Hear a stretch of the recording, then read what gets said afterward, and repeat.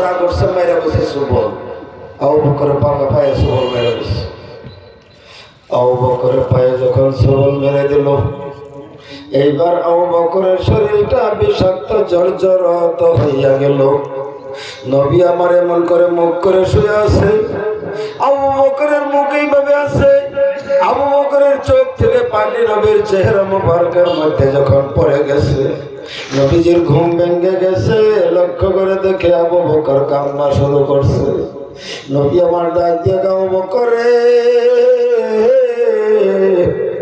আমি তোমার ওরাতের উপরে মাথা রাইখে ঘুমাইছি, সেই জন্য বুঝি তোমার কষ্ট হয়, কান্দ। আবু বকরের কথা বলতে পারে না, ইশারা দিয়া দেখাইছে যে সাপে সুবল দিছে। কথা বলছে, সাপে সুবল দিছে, ইশারা দিয়া দেখাইছে। মাতারাম দোস্ত আজিজ, এইবার লক্ষ্য করে দেখেন নবী আমার বোঝার বাকি নাই, সঙ্গে সঙ্গে মুখ থেকে আঙ্গুল দিয়া থুথু মুবারক দিয়া যে জায়গায় সবল দিয়েছিল সেই জায়গায় মালিশ করে দিল, আর ওই সুতু নিয়ে গড়িটার মতো এমন ভাবে একটা বান্ধন দিয়া দিল। ওইখান থেকে আসছে সাপে সুবল দিলে আগে বান দিয়া দাও।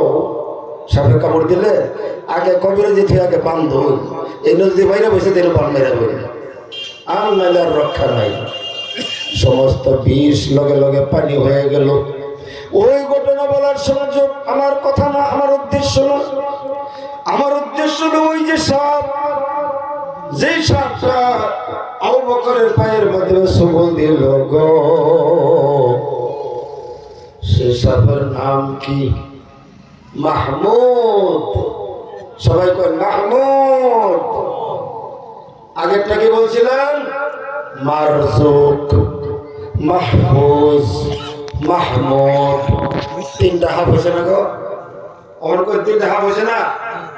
এইবার আসুন একটা ত্রিভুজ বানান। ত্রিভুজ, ত্রিভুজ বুঝছেন? যারা স্কুলে পড়ে তারা বুঝবো, যারা স্কুলে পড়ে না তারা বুঝতো না।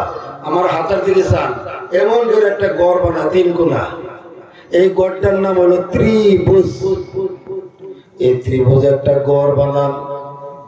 এই ত্রিভুজ গড় বানাইয়া তিনটা কোণার মধ্যে তিনটা সাপের নাম লেখেন মাহমুদ, মারজুক, মাহফুজ। মাঝখানে লেখেন লা ইলাহা ইল্লাল্লাহু মুহাম্মাদুর রাসূলুল্লাহ সাল্লাল্লাহু আলাইহি ওয়াসাল্লাম। এটা লেখা একটা কাগজের টুকরা লেখা, যে মানুষটা পেশাব করে বিছনায়, বিছনায় তো পেশাব করে, ছোট্ট বাচ্চাও করে, আবার 14 জনের বাপেও করে। কথা কইন হাসান আলী স্যার? যদি এই বস্তুটা ওর শরীরে রাখতে পারেন, এই বিশাল মাহফিলকে সাক্ষী রাইখা হাদিস কোরআন সম্মুখে রাখিয়া আমি সাইদি সাহেবকে হাত দিয়া বলে যাই, ওই বান্দার পেশাব আর এমনি বাহির হবে না। সুবহানাল্লাহ বলেন না? আল্লাহ ধাক্কা ধাক্কা বাই করে লাগে। সুবহানাল্লাহ গো, আল্লাহ এত সুন্দর কথা কইলাম, কবিরাজ শিখাইয়া দিলাম, কবিরাজ শিক্ষা হচ্ছে। এরকম একটা ঘর বানাইবাই, এই ঘরের তিন কোণা তিনটা হাফের নাম লিখবাই, মাঝখানে লিখবেন লা ইলাহা ইল্লাল্লাহু মুহাম্মাদুর রাসূলুল্লাহ। লেখা হাইরা 14 জনের বাপে যদি বিস্তার লিখতা দেয়, ওর গলা কোমর বান্ধা দিবেন, ডানাত বান্ধা দিবেন। খোদার কসম, যদি আল্লাহর কোরআন সত্য হয়, ওই বান্দার কোনদিন বিছনায় পেশাব করবে না। আজকে কবিরাজ একটা শিক্ষা দিয়ে গেলাম, আমরা করে অনুমতিও দিয়ে গেলাম ইনশাআল্লাহ। কবিরাজি 100 জন অনুমতি না হইলে কবিরাজি ফলে না, কিন্তু উল্টা ফল ধরে। কথা বলছিল না, উল্টা ফল ধরে। ওখান আমনে হুজুর, আমনে কিতাব দেখিয়া কিতাব উল্টা উল্টা কবিরাজি করতেছেন, ফট করে এমন ব্যতিক্রম দিব, আমনের বিপদে যাব। কথা বলছেন না? এই জন্য কবিরাজের ইজাজত লাগবো, পেশাবের হুজুরের ইজাজত লাগবো। গতিকে আজকে আমি ইজাজত দিয়ে দিলাম ইনশাআল্লাহ। এমন করে একটা ঘর বানাইবেন, তিন ঘরের তিনটা ঘরের মধ্যে তিনটা সাপের নাম লিখবেন, মাঝখানে লিখবেন লা ইলাহা ইল্লাল্লাহু মুহাম্মাদুর রাসূলুল্লাহ। লেখা এটা তাবিজ বানাইয়া সঙ্গে রাখবেন, খোদার কসম ওই বান্দার বিছনায় পেশাব করবে। মাহতারাম দোস্ত আজিজ, আজকে সেই দয়ার নবী মায়ার নবী পরিবর্তন হয়েছে কিনা? কথা কোন পরিবর্তন হচ্ছে কিনা? যে নবীর বাবাও নাই, যে নবীর মাও নাই, এতিম নবী হইয়া আজকে আল্লাহর প্রতি এত মেহনত, এত ধৈর্য ধারণ করছেন।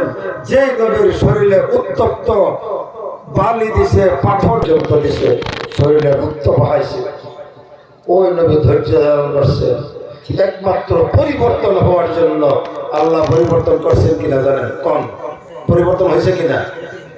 মুআজ্জাজ হাজিরিন কিরাম, আজকে সেই পরিবর্তন হওয়ার চেষ্টা করুন।